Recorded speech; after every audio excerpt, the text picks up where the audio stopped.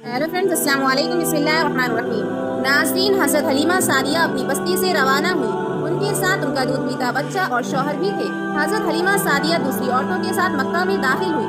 उनका खच्चर बहुत ही कमज़ोर और मरियल था। उनके साथ उनकी कमज़ोर और बूढ़ी ऊँटनी थी। वो बहुत आहिस्ता आहिस्ता चलती थी, जिसकी वजह से हज़रत हलीमा सादिया काफिले से बहुत पीछे रह जाती हैं। उस वक्त भी ऐसा ही हुआ। वो सबसे आखिर में मक्का में दाखिल हुई। नाज़रीन, उस जमाने में अरब का दस्तूर ये था कि जब उनके यहाँ कोई बच्चा पैदा होता था तो वो देहात से आने वाली दाइयों के हवाले कर देते थे, ताकि देहात में बच्चे की नशोनुमा बेहतर हो और वो खालिस अरबी जुबान सीख सके। दाइयों का काफिला मक्का में दाखिल हुआ। उन्होंने उन घरों की तलाश शुरू की जिनमें बच्चे पैदा हुए थे। इस तरह बहुत सी दाइयाँ जनाब अब्दुल मुत्तलिब के घर भी आई नबी अकरम सल्लल्लाहु अलैहि वसल्लम को देखकर। लेकिन जब उन्हें मालूम हुआ कि ये बच्चा तो यतीम पैदा हुआ है, तो इस ख्याल से छोड़कर आगे बढ़ गए कि यतीम बच्चे के घराने से उन्हें क्या मिलेगा। इस तरह दाइयाँ आती रहीं और जाती रहीं। किसी ने आपको दूध पिलाना मंजूर ना किया, और करती भी कैसे, ये सादत तो हज़रत दाई हलीमा के हिस्से में आना थी। जब हज़रत हलीमा मक्का पहुंची तो उन्हें मालूम हुआ सब औरतों को कोई ना कोई बच्चा मिल गया है। अब सिर्फ वो बगैर बच्चे के रह गई हैं और अब कोई बच्चा बाकी नहीं रहा। हाँ, एक यतीम बच्चा जरूर बाकी बचा है, जिसे दूसरी औरतें छोड़ गई हैं। हलीमा सादिया ने अपने शौहर अब्दुल्ला बिन हारिस से कहा, खुदा की कसम, मुझे ये बात बहुत नागवार गुजर रही है कि मैं बच्चे के बगैर जाऊँ, जबकि दूसरी सब औरतें बच्चे लेकर जाएं। ये मुझे ताने देंगी, इसलिए क्यों ना हम इस यतीम बच्चे को ही ले लें। अब्दुल्ला बिन हारिस बोले, कोई हर्ज नहीं, हो सकता है कि अल्लाह हमें इसी बच्चे के जरिए खैर बरकत अता फरमाए। चुनांचे हज़रत हलीमा सादिया रज़ियल्लाहु अन्हा अब्दुल मुत्तलिब के घर गईं। चुनांचे अब्दुल मुत्तलिब और हज़रत आमना रज़ियल्लाहु अन्हा ने उन्हें खुशामदीद कहा। फिर हज़रत आमना रज़ियल्लाहु अन्हा ने उन्हें बच्चे के पास ले आई। आप उस वक्त एक ऊनी चादर में लपटे हुए थे। वो चादर सफेद रंग की थी। आपके नीचे एक सब्ज रंग का रेशमी कपड़ा पड़ा था। आप सीधे लेटे हुए थे। आपकी सांस की आवाज के साथ एक खुशकी सी खुशबू निकलकर फैल रही थी। हज़रत हलीमा सादिया रज़ियल्लाहु अन्हा आपके हुस्न और जमाल को देखकर हैरत ज़दा रह गईं। आप उस वक्त सोए हुए थे। उन्होंने जगाना मुनासिब न समझा, लेकिन जो ही उन्होंने प्यार से अपना हाथ आपके सीने पर रखा, आप मुस्कुरा दिए और आंखें खोलकर उनकी तरफ देखने लगे। हज़रत हलीमा सादिया रज़ियल्लाहु अन्हा फरमाती है, मैंने देखा आपकी आंखों से एक नूर निकला जो आसमान तक पहुंच गया। मैंने आपको गोद में उठाकर आपकी दोनों आंखों के दरमियान जगह पर प्यार किया। फिर मैंने आपकी वालिदा और अब्दुल मुत्तलिब से इजाजत चाही बच्चे के लिए काफिले में। हलीमा सादिया फरमाती है कि मैंने आपको दूध पिलाने के लिए लिटाया तो आप दाएं तरफ से दूध पीने लगे। पहले मैंने बाईं तरफ से दूध पिलाना चाहा, लेकिन आपने उस तरफ से दूध ना पिया। दाएं तरफ से आप फौरन दूध पीने लगे। बाद में भी आपकी यही आदत रही, आप सिर्फ दाएं तरफ से दूध पीते। बाईं तरफ से मेरा बच्चा दूध पीता रहा। फिर काफिला रवाना हुआ। हलीमा सादिया फरमाती है, मैं अपने खच्चर पर सवार हुई, आपको साथ में ले लिया। अब जो हमारा खच्चर चला तो इस कदर तेज चला कि उसने पूरे काफिले के सवारियों को पीछे छोड़ दिया। पहले वो मरियल होने की बिना पर सबसे पीछे रहता था।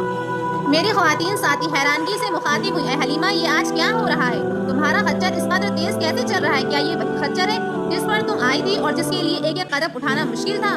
जवाब में मैंने उनसे कहा, बेशक ये वही खच्चर है, अल्लाह की कसम इसका मामला अजीब है। फिर ये लोग बनी साद की बस्ती पहुंच गए। उन दिनों ये इलाका खुश्क और कहरज़दा था। हलीमा सादिया फरमाती है, उस शाम जब हमारी बकरियां चरकर वापस आई तो उनके थन दूध से भरे हुए थे, जबकि इससे पहले ऐसा नहीं हुआ करता था। उनमें से दूध बहुत कम और बहुत मुश्किल से निकलता था। हमने उस दिन अपनी बकरियों का दूध दोया तो हमारे सारे बर्तन भर गए और हमने जान लिया कि ये सारी बरकत इस बच्चे की वजह से है। आस-पास की औरतों में भी ये बात फैल गई कि उनकी बकरियां बतौर बहुत कम दूध दे रही हैं। गर्ज हमारे घर में हर तरफ हर चीज में बरकत नजर आ रही थी। दूसरे लोग ताज्जुब में रहे। इस तरह 2 माह गुजर गए। 2 माह में ही आप चलने फिरने लगे थे। आप 8 माह के हुए तो बातें करने लगे और आपकी बातें समझ में आती थी। 9 माह की उम्र में तो आप बहुत साफ गुफ्तगू करने लगे। उस दौरान आपकी बहुत सारी गुफ्तगू बरकत देखने में आई। हलीमा सादिया फरमाती है, जब मैं आपको अपने घर ले आई तो बनु साद का कोई घराना ऐसा न था जिससे मुश्क की खुशबू न आई हो। इस तरह सब लोग आपसे मोहब्बत करने लगे। जब हमने आपका दूध छुड़वाया तो आपकी जुबान मुबारक से ये अल्फाज निकले, अल्लाहु अकबर कबीरा वल्हम्दुलिल्लाहि कसीरा व सुब्हानल्लाहि बुकरतन व असीला। यानी अल्लाह ताला बहुत बड़ा है, अल्लाह ताला के लिए बेहद तारीफ है और उसके लिए सुबह शाम पाकी है। फिर जब आप सल्लल्लाहु अलैहि वसल्लम 2 साल के हो गए तो हम आपको लेकर आपकी वालिदा के पास आए। उस उम्र को पहुंचने के बाद बच्चों को माँ बाप के हवाले कर दिया जाता था। इधर हम आपकी बरकत देख चुके थे। हमारी आरज़ू थी कि आप कुछ और मुद्दत हमारे पास रहें। चुनांचे हमने इस बारे में आपकी वालिदा से बात की। उनसे यूँ कहा कि आप हमें इजाज़त दीजिए कि हम इस बच्चे को अपने पास कुछ दिन और रख लें। मैं डरती हूँ कहीं इस पर मक्का की बीमारियों और आबो हवा का असर न हो जाए। जब हमने इस बारे में बार बार कहा तो तामिना मान गई और हम आपको अपने घर वापस ले आए। जब आप कुछ और बड़े हो गए तो बाहर निकलकर बच्चों को देखते थे, वो आपको खेलते नजर आते थे। आप उनके नजदीक ना जाते। एक रोज आपने मुझसे पूछा, अम्मी जान क्या बात है, इनमें मेरे भाई बहन नजर नहीं आए? आपने फरमाया, वो दूध शरीक भाई अब्दुल्ला और बहनों आसिया और शीमा की बात कर रहे थे। حضرت حلیمہ فرماتی ہیں میں نے آپ کو بتایا وہ صبح سویرے بکریاں چرانے جاتے ہیں، شام کے بعد گھر آتے ہیں۔ یہ جان کر آپ صلی اللہ علیہ وسلم نے فرمایا تب مجھے بھی ان کے ساتھ بھیج دیا کریں۔ اس کے بعد آپ اپنی بہن اور بھائیوں کے ساتھ جانے لگے، آپ خوش خوش جاتے اور واپس آتے۔ ایسے میں ایک دن میرے بچے خوفزدہ انداز میں دوڑتے ہوئے آئے اور گھبرا کر بولے امی جان جلدی چلیے ورنہ بھائی محمد ختم ہو جائیں گے۔ یہ سن کر تو ہمارے ہوش اڑ گئے، دوڑ کر وہاں پہنچے، ہم نے آپ کو وہاں دیکھا، آپ وہاں کھڑے ہوئے ہیں اور رنگ اڑا ہوا ہے، چہرے پر زردی چھائی ہوئی تھی، اور یہ اس لیے نہیں تھا کہ آپ کا سینہ چاک کیے جانے سے آپ کو کوئی تکلیف ہوئی تھی، بلکہ ان فرشتوں کو دیکھ کر آپ کی یہ حالت ہو گئی تھی۔ حضرت حلیمہ سعدیہ فرماتی ہیں ہم نے آپ سے پوچھا کیا ہوا؟ آپ نے بتایا میرے پاس 2 آدمی آئے تھے، وہ سفید کپڑے پہنے ہوئے تھے، ان دونوں میں سے ایک نے کہا کیا یہ وہی ہے؟ دوسرے نے جواب دیا ہاں یہ وہی ہے۔ پھر وہ دونوں میرے قریب آئے، مجھے پکڑا اور لٹا دیا، اس کے بعد انہوں نے میرا پیٹ چاک کیا اور اس میں سے کوئی چیز تلاش کرنے لگے، آخر انہیں وہ چیز مل گئی اور انہوں نے اسے باہر نکال کر پھینک دیا، میں نہیں جانتا وہ کیا چیز تھی۔ ناظرین وہ دونوں حضرت جبرائیل علیہ السلام اور حضرت میکائیل علیہ السلام تھے۔ اس چیز کے بارے میں دوسری روایت میں یہ وضاحت ملتی ہے کہ وہ سیاہ رنگ کا ایک دانہ سا تھا۔ یہ وضاحت ملتی ہے کہ انسان کے جسم میں شیطان کا گھر ہوتا ہے اور شیطان انسان کے بدن میں یہی سے اثرات ڈالتا ہے۔ حضرت حلیمہ سعدیہ رضی اللہ عنہا فرماتی ہے پھر ہم آپ کو گھر لے آئے، اس وقت میرے شوہر عبداللہ بن حارث نے کہا حلیمہ مجھے ڈر ہے کہ کہیں اس بچے کو کوئی نقصان نہ پہنچ جائے، اس لیے اس کے گھر والوں کے پاس پہنچا دو۔ میں نے کہا ٹھیک ہے، پھر ہم آپ کو لے کر مکہ کی طرف روانہ ہوئے۔ جب میں مکہ کے بالائی علاقے میں پہنچی تو آپ اچانک غائب ہو گئے، میں حواس باختہ ہو گئی۔ حلیمہ سعدیہ فرماتی ہے میں پریشانی کی حالت میں مکہ پہنچی، آپ کے دادا عبد المطلب کے پاس پہنچتے ہی میں نے کہا میں آج رات محمد صلی اللہ علیہ وسلم کو لے کر آ رہی تھی، جب میں بالائی علاقے میں پہنچی تو وہ اچانک کہیں گم ہو گئے اور خدا کی قسم میں نہیں جانتی وہ کہاں ہے۔ عبد المطلب یہ سن کر فوراً کعبہ کے پاس کھڑے ہو گئے، انہوں نے آپ کے مل جانے کے لیے دعا کی، پھر آپ صلی اللہ علیہ وسلم کی تلاش میں روانہ ہوئے، ان کے ساتھ ورقہ بن نوفل بھی تھے۔ بس دونوں تلاش کرتے کرتے تہامہ کی وادی میں پہنچے، ایک درخت کے نیچے انہیں ایک لڑکا کھڑا نظر آیا، اس درخت کی شاخیں بہت گھنی تھی۔ عبد المطلب نے پوچھا لڑکے تم کون ہو؟ حضور صلی اللہ علیہ وسلم چونکہ اس وقت قد نکال چکے تھے اس لیے عبد المطلب پہچان نہ سکے، آپ صلی اللہ علیہ وسلم کا قد تیزی سے بڑھ رہا تھا۔ جواب میں آپ نے فرمایا میں محمد بن عبداللہ بن عبد المطلب ہوں۔ یہ سن کر عبد المطلب بولے تم پر میری جان قربان، میں ہی تمہارا دادا عبد المطلب ہوں۔ پھر انہوں نے آپ کو اٹھایا اور آپ کو اٹھا کر سینے سے لگایا اور رونے لگے، آپ کو گھوڑے پر اپنے آگے بٹھایا اور مکہ کی طرف چلے۔ گھر آ کر انہوں نے بکریاں اور گائیں ذبح کی اور مکہ والوں کی دعوت کی۔ آپ کے مل جانے کے بعد حضرت حلیمہ سعدیہ جب حضرت آمنہ رضی اللہ عنہ کے پاس آئیں تو انہوں نے پوچھا حلیمہ اب آپ بچے کو کیوں لے آئی ہیں؟ آپ کی تو خواہش تھی کہ یہ آپ کے پاس اور رہے۔ انہوں نے جواب دیا کہ اب بڑے ہو گئے ہیں اور اللہ کی قسم میں اپنی ذمہ داری پوری کر چکی ہوں، میں خوف محسوس کرتی رہتی ہوں کہ کہیں انہیں کوئی حادثہ نہ پیش آ جائے، لہٰذا انہیں آپ کے سپرد کرتی ہوں۔ حضرت آمنہ رضی اللہ عنہ کو یہ جواب سن کر حیرت ہوئی، بولی مجھے سچ سچ بتاؤ کہ ماجرا کیا ہے؟ تب انہوں نے سابقہ حال کیا سنایا۔ حلیمہ سعدیہ نے دراصل کئی عجیب و غریب واقعات دیکھ رکھے تھے، ان واقعات کی وجہ سے وہ بہت پریشان ہو گئی تھی۔ پھر سینہ مبارک چاک کیے جانے والا واقعہ پیش آیا تو وہ آپ کو فوری طور پر واپس کرنے پر مجبور ہو گئی۔ وہ چند واقعات حضرت حلیمہ سعدیہ رضی اللہ تعالیٰ عنہ اس طرح بیان کرتی ہیں کہ ایک مرتبہ یہودیوں کی ایک جماعت کے پاس سے گزری، یہ لوگ آسمانی کتاب تورات کو ماننے کا دعویٰ کرتے تھے۔ میں نے ان سے کہا کیا آپ لوگ میرے اس بیٹے کے بارے میں کچھ بتا سکتے ہیں؟ ساتھ ہی میں نے حضور اکرم صلی اللہ علیہ وسلم کی پیدائش کے بارے میں انہیں تفصیلات سنائی۔ یہودی تفصیلات سن کر آپس میں کہنے لگے اس بچے کو قتل کر دینا چاہیے۔ یہ کہہ کر انہوں نے پوچھا کیا یہ بچہ یتیم ہے؟ میں نے ان کی بات سن لی تھی کہ وہ ان کے قتل کرنے کا ارادہ کر رہے ہیں، تو میں نے جلدی سے اپنے شوہر کی طرف اشارہ کرتے ہوئے کہا نہیں یہ رہے اس بچے کے باپ۔ تب انہوں نے کہا اگر یہ بچہ یتیم ہوتا تو ہم ضرور اسے قتل کر دیتے۔ یہ بات انہوں نے اس لیے کہی کہ انہوں نے پرانی کتابوں میں پڑھ رکھا تھا کہ ایک آخری نبی آنے والا ہے، ان کا دین سرکار عالم میں پھیل جائے گا، ہر طرف ان کا بول بالا ہوگا، ان کی پیدائش اور بچپن کی یہ علامات ہوں گی اور یہ کہ وہ یتیم ہوں گے۔ اب چونکہ ان سے حلیمہ سعدیہ نے یہ کہہ دیا کہ یہ بچہ یتیم نہیں ہے تو انہوں نے خیال کر لیا کہ یہ وہ بچہ نہیں ہے، اسی طرح انہوں نے بچے کو قتل کرنے کا ارادہ ترک کر دیا۔ اسی طرح ان کے ساتھ یہ واقعہ پیش آیا کہ ایک مرتبہ وہ آپ کو کاس کے میلے میں لے آئے۔ جہالیت کے دور میں یہاں بہت مشہور میلہ لگتا تھا، یہ میلہ طائف اور نخلا کے درمیان میں لگتا تھا۔ عرب کے لوگ حج کرنے آتے تو شوال کے مہینے میں اس میلے میں گزارتے، کھیلتے کودتے اور اپنی بڑائیاں بیان کرتے۔ حلیمہ سعدیہ آپ کو لیے بازار میں گھوم رہی تھی، ایک کاہن کی نظر آپ پر پڑی، اسے آپ میں نبوت کی تمام علامات نظر آ گئیں۔ اس نے پکار کر کہا لوگوں اس بچے کو مار ڈالو۔ حلیمہ سعدیہ کاہن کی بات سن کر گھبرا گئیں اور جلدی سے وہاں سے سرک گئیں۔ اس طرح اللہ تعالیٰ نے حضور صلی اللہ علیہ وسلم کی حفاظت فرمائی۔ میلے میں موجود تمام لوگوں نے کاہن کی آواز سن کر ادھر ادھر دیکھا کہ کس بچے کو قتل کرنے کے لیے کہا گیا ہے، مگر انہیں کوئی نظر نہ آیا۔ اب لوگوں نے کاہن سے پوچھا کہ کیا بات ہے، آپ کس بچے کو مار ڈالنے کے لیے کہہ رہے تھے؟ اس نے ان لوگوں लोगों को बताया, मैंने अभी एक लड़के को देखा, माबूदों की कसम तुम्हारे दीन को मानने वालों को वो कत्ल कर देगा, तुम्हारे बुतों को तोड़ेगा और वो तुम सब पर गालिब आएगा। ये सुनकर लोग आपकी तलाश में इधर उधर दौड़ने लगे, लेकिन नाकाम रहे। हलीमा सादिया आपको लिए वापस आ रही थी कि हिजाज से उनका गुजर हुआ। यहाँ भी मेला लगा हुआ था। इस बाजार में एक नजूमी था, लोग उसके पास अपने बच्चों को लेकर आते थे। वो बच्चों को देखकर उनकी किस्मत के बारे में अंदाजे लगाता था।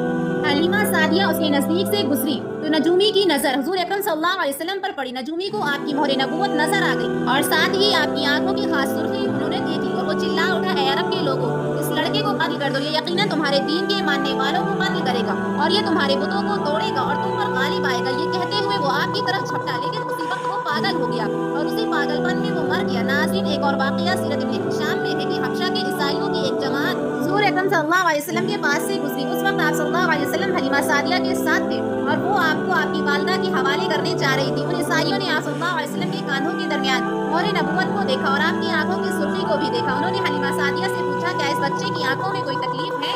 उन्होंने जवाब दिया, नहीं, कोई तकलीफ नहीं, ये सुर्खी तो उनकी आंखों में कुदरती है। उन ईसाइयों ने कहा, तब इस बच्चे को हमारे हवाले कर दो, हम इसे अपने मुल्क में ले जाएंगे।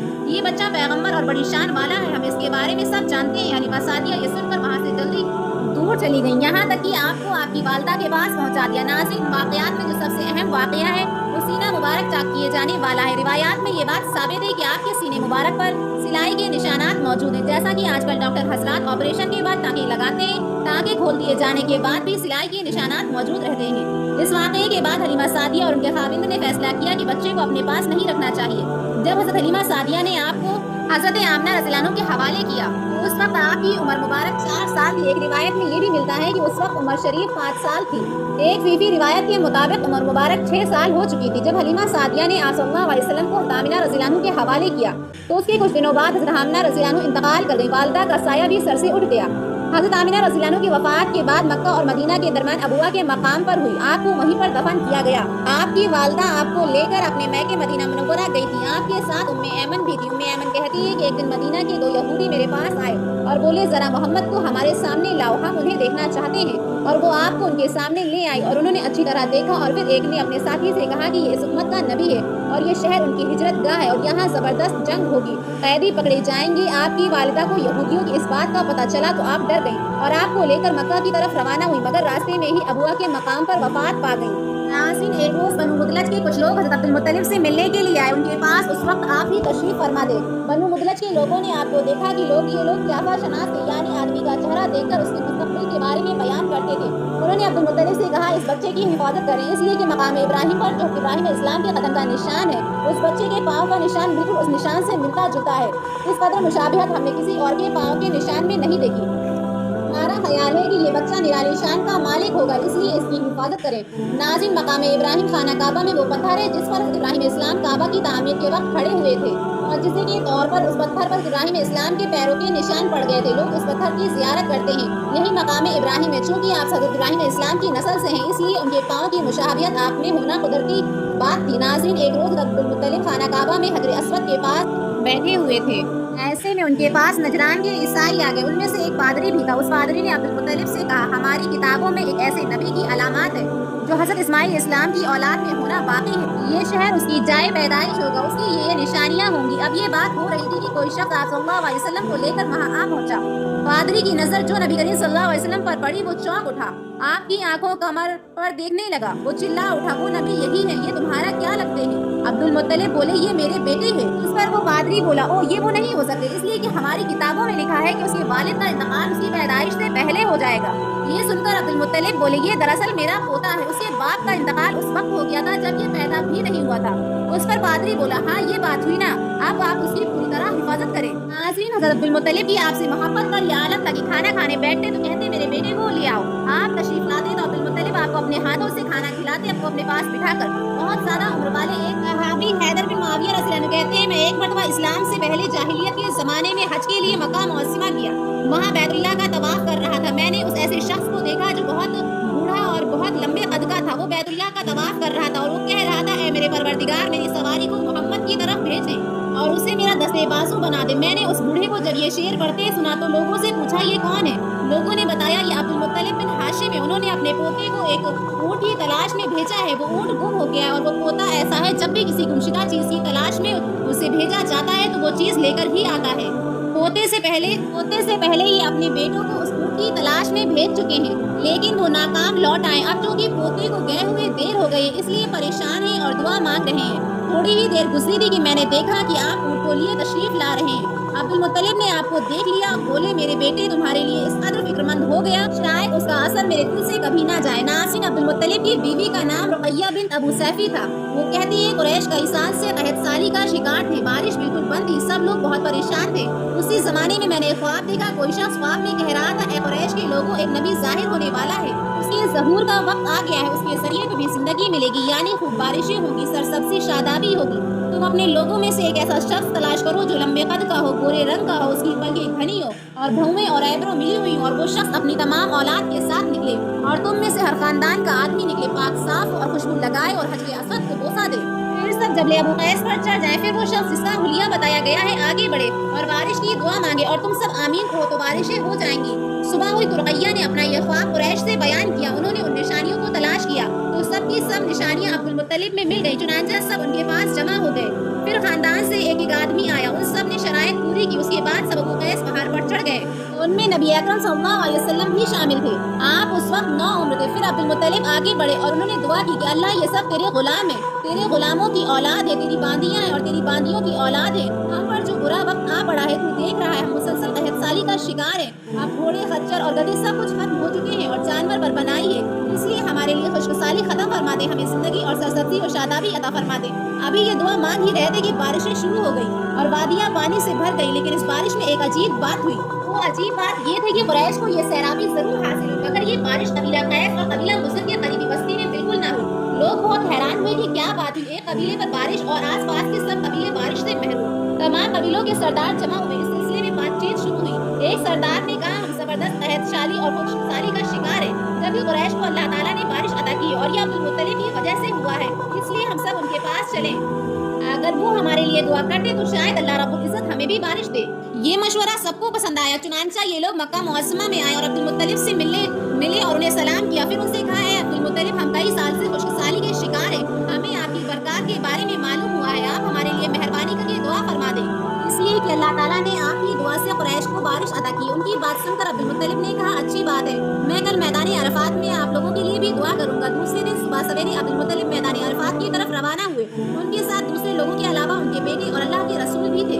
عرفات کے میدان میں عبد المطلب کے لیے ایک کرسی بچھائی گئی، وہ اس پر بیٹھ گئے اور نبی اکرم صلی اللہ علیہ وسلم کو انہوں نے اپنی گود میں بٹھا لیا۔ پھر انہوں نے ہاتھ اٹھا کر دعا کی، اے اللہ چمکنے والی بجلی کے پروردگار اور کڑکنے والی گرج کے مالک، پالنے والوں کے پالنے والے اور مشکلات کو آسان کرنے والے، یہ قبیلہ قیس اور مضر کے لوگ ہیں، یہ لوگ بہت پریشان ہیں، ان کی کمر جھک گئی ہے، یہ تجھ سے اپنی لاچاری اور بے کسی کی فریاد کرتے ہیں اور جان و مال کی بربادی کی شکایت کرتے ہیں، اے اللہ ان کے لیے خوب برسنے والے بادل بھیج دے اور آسمان لے ان کے لیے رحمت عطا فرما تاکہ ان کی زمین پر سبز ہو جائے اور ان کی تکالیف دور ہو جائیں۔ ناظرین، عبد المطلب ابھی یہ دعا کر ہی رہے تھے کہ ایک سیاہ بادل اٹھا عبد المطلب کی طرف آیا، اس کے بعد اس کا رخ قبیلہ قیس اور مضر کی بستیوں کی طرف ہو گیا۔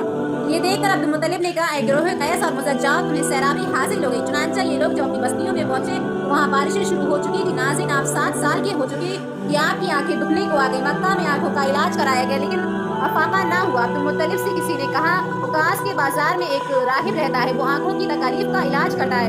عبد المطلب آپ کو اس کے پاس لے گئے، اس کی عبادت گاہ کا دروازہ بند تھا، انہوں نے اسے آواز دی، راہب نے کوئی جواب نہیں دیا۔ اچانک عبادت گاہ میں شدید زلزلہ آیا، راہب ڈر گیا کہ کہیں عبادت خانہ اس کے اوپر نہ گر پڑے، اس لیے ایک دم باہر نکل گیا۔ اب اس نے آپ کو دیکھا تو چونک اٹھا، اس نے کہا اے عبد المطلب یہ لڑکا اس امت کا نبی ہے، اگر میں باہر نہ نکل آتا تو یہ عبادت گاہ ضرور مجھ پر گر پڑتی، اس لڑکے کو فوراً واپس لے جاؤ اور اس کی حفاظت کرو، کہیں یہودیوں یا عیسائیوں میں سے کوئی اسے قتل نہ کر دے۔ اور رہی بات ان کی آنکھوں کی، تو ان کی آنکھوں کی دعا تو خود ان کے پاس موجود ہے۔ عبد المطلب یہ سن کر حیران ہوئے اور بولے ان کی اپنے پاس ہے، میں سمجھا نہیں، ہاں ان کا لوب دہن ان کی آنکھوں میں لگائے، انہوں نے ایسا ہی کیا، ان کی آنکھیں فوراً ٹھیک ہو گئی۔ ناظرین، پرانی آسمانی کتابوں میں آپ کی بہت سی نشانیاں لکھی ہوئی تھی، اس کی تفصیل بہت زیادہ دلچسپ ہے۔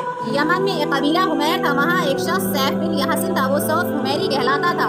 اسی زمانے میں اس کے باپ دادا اس ملک پر حکومت کرتے تھے، لیکن پھر حبشیوں نے یمن پر حملہ کیا اور اس پر قبضہ کر لیا، وہاں حبشیوں کی حکومت ہو گئی۔ 70 साल तक यमन हबशियों के कब्जे में रहा। जब ये सैफ बड़ा हुआ तो उसके अंदर अपने दादा के मुल्क को आजाद कराने की उमंग पैदा हो गई। उसने एक फौज तैयार की, उस फौज के जरिए हबशियों पर हमला किया और उन्हें यमन से भगा दिया। इस तरह सैफ बाप दादा के मुल्क को आजाद कराने में कामयाब हो गया, वहाँ का बादशाह बन गया। यमन अरब का इलाका था। जब उस पर हबशियों ने हमला किया था तब अरबों को बहुत अफसोस हुआ था। 70 साल बाद जब यमन के लोगों ने हबशियों को बाहर किया तो अरबों को बहुत खुशी हुई। उनकी खुशी की एक वजह तो ये थी कि उन्हें हबशियों ने अब्रहा के साथ मक्का पर चढ़ाई की थी। चारों तरफ से अरबों के वफ्द सैफ को मुबारकबाद देने के लिए आने लगे। कुरैश का भी एक वफद मुबारकबाद देने के लिए गया। उस वफद के सरदार हज़रत अब्दुल मुत्तलिब थे। ये वफद जब यमन पहुंचा तो सैफ अपने महल में था। उसके सर पर ताज था, सामने तलवार रखी थी और हुमैरी सरदार उसके दाएं बाएं बैठे थे। सैफ को कुरैश के वफद की आमद के बारे में बताया गया। उसे ये भी बताया गया कि ये लोग किस किस रुतबे के मालिक हैं। उसने उन लोगों को आने की इजाजत दी। ये बात दरबार में पहुंचा। अब्दुल मुत्तलिब आगे बढ़कर उसके सामने जा खड़े हुए। उन्होंने बात करने की इजाजत चाही। सैफ ने कहा, अगर तुम बादशाहों के सामने बोलने की आदाब से वाकिफ हो तो हमारी तरफ से इजाजत है। तब हज़रत अब्दुल मुत्तलिब ने कहा, बादशाह, हम काबा के खादिम हैं, अल्लाह के घर के मुहाफिज हैं, हम आपको मुबारकबाद देने आए हैं। हमें यमन हबशी हुकूमत हमारे लिए भी बोझ बन चुकी थी। आपको मुबारक हो, आपके और इस कारनामे से आपके बुजुर्गों को भी इज्जत मिलेगी और आने वाली नस्लों को भी वकार हासिल होगा। सैफ उनके अल्फाज सुनकर बहुत खुश हुआ, बेख्तियार बोल उठा, ऐ शख्स, तुम कौन हो, क्या नाम है तुम्हारा? उन्होंने कहा, मेरा नाम अब्दुल मुत्तलिब बिन हाशिम है। सैफ ने हाशिम का नाम सुनकर कहा, तब तो तुम हमारी बहन के बेटे हो। अब्दुल मुत्तलिब की वालदा मदीने खजरज थी और खजरज का कबीला दरअसल यमन का था, इसलिए सैफ ने हाशिम का नाम सुनकर कहा, तब तो तुम हमारी बहन के बेटे हो। फिर उसने कहा, हम आपको खुशामदीद कहते हैं, आपके जज्बात की कदर करते हैं। उसके बाद कुरैश के वफद को सरकारी मेहमान खाने में ठहराया गया। उनकी खूब खातिर मदारात की गई, यहाँ तक कि एक माह गुजर गया। एक माह की मेहमान नवाजी के बाद सैफ ने उन्हें बुलाया। हज़रत अब्दुल मुत्तलिब को अपने पास बुलाकर कहा, ऐ अब्दुल मुत्तलिब, मैं अपने इल्म के पोशीदा राजों में से एक राज तुम्हें बता रहा हूँ। तुम्हारे अलावा कोई और होता तो मैं हरगिज़ ना बताता। तुम इस राज को उस वक्त तक राज भी रखना जब तक खुद अल्लाह ताला इस राज को जाहिर ना फरमा दे। हमारे पास एक पोशीदा किताब है, वो पोशीदा राजों का एक खजाना है। हम दूसरों से उसको छुपा कर रखते हैं। मैंने उस किताब में एक बहुत अजीमुशान खबर और एक बड़े खतरे के बारे में पढ़ लिया है और वो आपके बारे में है। अब्दुल मुत्तलिब ये बात सुनकर हद दर्जे हैरत ज़दा हुए और पुकार उठे, मैं समझा नहीं, आप क्या कहना चाहते हैं? सुनो अब्दुल मुत्तलिब, जब तिहामा की वादी यानी मक्का में ऐसा बच्चा पैदा हो जिसके दोनों कंधों के दरमियान बालों का गुच्छा यानी मोहरे नबूवत हो तो उसे इमामत और सरदारी हासिल होगी और उसकी वजह से तुम्हें क़यामत तक के लिए एहसास मिलेगा, इज्जत मिलेगी। हज़रत अब्दुल मुत्तलिब ने ये सुनकर कहा, है बादशाह, अल्लाह करे आपको भी ऐसी खुशी मयस्सर आए। आपकी हैबत मुझे रोक रही है, वरना मैं आपसे पूछता उस बच्चे का ज़माना कब होगा? बादशाह ने जवाब दिया, यही उसका ज़माना है और इसी ज़माने में वो पैदा होगा या पैदा हो चुका है। उसका नाम मोहम्मद होगा। उसकी वालदा का इंतकाल हो जाएगा, उसके दादा और चचा उसकी परवरिश करेंगे। हम भी उसकी आरज़ूमंद रहे कि वो बच्चा हमारे यहाँ पैदा हो। अल्लाह ताला उसे खुलेआम ज़ाहिर फरमाएगा और उसके लिए हम में से यानी मदीने के कबीले खजरज में उसके नबी के मददगार बनाएगा। हम में से उसने इसलिए कहा कि खजरज असल में यमन के लोग थे। उनके जरिए उस नबी के खानदान और कबीले वालों को इज्जत हासिल होगी और उनके जरिए उसके दुश्मनों को जिल्लत मिलेगी और उसके जरिए वो तमाम लोगों से मुकाबला करेंगे और उनके जरिए जमीन के अहम इलाके में फतह हो जाएंगे। वो नबी रहमान की इबादत करेगा, शैतान को धमकाएगा, आतिशवरों को ठंडा करेगा यानी आग के पुजारी को मिटाएगा, बुतों को तोड़ डालेगा। उसकी हर बात आखिरी फरमान होगी। उसके अहकामात इंसाफ वाले होंगे। वो नेक कामों का हुक्म देगा, खुद भी उस पर अमल करेगा, बुराई से रोकेगा, उनको मिटा डालेगा। हज़रत अब्दुल मुत्तलिब ने सैफ बिन यज़न को दुआ दी। फिर कहा, कुछ और तफसील बयान करें। बात ढकी छुपी है और अलामतें पोशीदा है, मगर ए अब्दुल मुत्तलिब, इसमें शिबा नहीं कि तुम उसके दादा हो। हज़रत अब्दुल मुत्तलिब ये सुनकर फौरन सजदे में गिर गए और फिर सैफ ने उनसे कहा, अपना सर उठाओ। ए अब्दुल मुत्तलिब, अपनी पेशानी ऊंची करो और मुझे बताओ जो कुछ मैंने तुमसे कहा, क्या तुमने उनमें से कोई अलामत अपने यहाँ देखी है? उस पर हज़रत अब्दुल मुत्तलिब ने कहा, हाँ, मेरा एक बेटा था, मैं उससे बहुत चाहता था। मैंने एक शरीफ और मुअज़्ज़ज़ लड़की आमना बिन्त वहाब अब्दुल मनाफ से उसकी शादी कर दी। वो मेरी कौम की इंतहाई बाइज्जत खानदान से थी। उससे मेरे बेटे के यहाँ एक लड़का पैदा हुआ। मैंने उसका नाम मोहम्मद रखा। उस बच्चे का बाप और माँ दोनों फौत हो चुके हैं। अब मैं और उसका चचा अबू तालिब उसकी देखभाल करते हैं। अब सैफ ने कहा, मैंने तुमसे जो कुछ बताया वो वाकई इसी तरह है। अब तुम अपने पोते की हिफाजत करो और यहूदियों से उसे बचाए रखो, इसलिए कि वो उसके दुश्मन है। वो और बात है कि अल्लाह ताला हरगिज लोगों को उन पर गालिब ना आने देगा। और मैं जो कुछ आपको बताया उसका अपने कबीले वालों से जिक्र ना करना। मुझे डर है कि उन बातों की वजह से उन लोगों में हसद और जलन ना पैदा हो जाए। ये लोग समझ सकते हैं कि ये इज्जत और बुलंदी आखिर उन्हें क्यों मिलने वाली है। ये लोग उनके रास्ते में रुकावटें खड़ी करेंगे। अगर ये लोग उस वक्त तक जिंदा ना रहे तो इनकी औलादें ये काम करेंगी। अगर मुझे ये मालूम ना होता कि उस नबी के ज़हूर से पहले ही मुझे मौत आएगी तो मैं अपने ऊँटों और काफिले के साथ रवाना होता उस सल्तनत के मरकज यसरब पहुंचता मैं उस किताब में ये बात पाता हूँ कि यसरब उनकी सल्तनत का मरकज होगा, उनकी ताकत का सरचश्मा होगा, उनकी मदद और नुसरत का ठिकाना होगा और उनकी वफात की जगह होगी और उन्हें दफन भी यही किया जाएगा। और हमारी किताब पिछली उलूम से भरी पड़ी है। मुझे पता है कि अगर मैं उसी वक्त उनकी अजमत का ऐलान करूँ तो खुद उनके लिए और मेरे लिए खतरात पैदा हो जाएंगे। ये डर ना होता तो मैं उसी वक्त उनके बारे में ये तमाम बातें सबको बता देता, अरबों के सामने उनकी सरबुलंदी और ऊंचे रुतबे की दास्तान उन्हें सुना देता, लेकिन मैंने ये राज नहीं बताया, तुम्हारे साथियों में से किसी को नहीं बताया। उसके बाद उसने अब्दुल मुत्तलिब के साथियों को बुलाया, उनमें से हर एक को 10 हबशी गुलाम, 10 हबशी बांदियां और धारेदार लंबी चादरें और मिकदार में सोना चांदी 100 ऊंट और अंबर के भरे डिब्बे दिए। अब्दुल मुत्तलिब को इससे 10 गुना ज्यादा दिया और बोला, साल गुजरने पर मेरे पास उनकी खबर लेकर आना और उनके हालात बताना। साल गुजरने से पहले ही उस बादशाह का इंतकाल हो गया। अब्दुल मुत्तलिब अक्सर उस बादशाह का जिक्र किया करते थे। नाज़रीन, आपकी उम्र 8 साल की हुई तो अब्दुल मुत्तलिब का इंतकाल हो गया। इस तरह उस अजीम सरपरस्त का साथ छूट गया। उस वक्त अब्दुल मुत्तलिब की उम्र 95 साल थी। तारीख की बाज़ किताबों में उनकी उम्र इससे भी ज्यादा थी। जिस वक्त अब्दुल मुत्तलिब का इंतकाल हुआ, आप उनकी चारपाई के पास मौजूद थे। आप रोने लगे। अब्दुल मुत्तलिब को उजून के मकाम पर उनके दादा कुसई के पास दफन किया गया। मरने से पहले उन्होंने नबी अकरम सल्लल्लाहु अलैहि वसल्लम को अपने बेटे अबू तालिब के हवाले किया। अब अबू तालिब आपके निगरान हुए। उन्हें भी आपसे बेतहाशा मोहब्बत हो गई। उनके भाई अब्बास और जुबैर भी आपका बहुत ख्याल रखते थे। फिर जुबैर भी इंतकाल कर गए तो आपकी निगरानी आपके चचा अबू तालिब ही करते रहे। नाज़रीन, फिर कैसे अबू तालिब ने आपकी परवरिश की और उसके बाद आपकी जिंदगी में क्या हालात वाकयात पेश आए, जानने के लिए सब्सक्राइब कीजिए और देखते रहिए सीरत नबी सल्लल्लाहु अलैहि वसल्लम के हालात जिंदगी। मिलते हैं नेक्स्ट